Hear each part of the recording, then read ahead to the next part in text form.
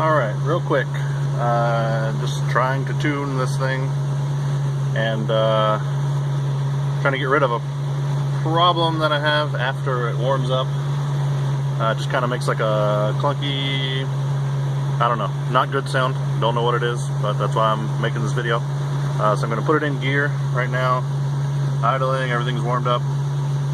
I'm going to put it in gear and see if you can hear the noise.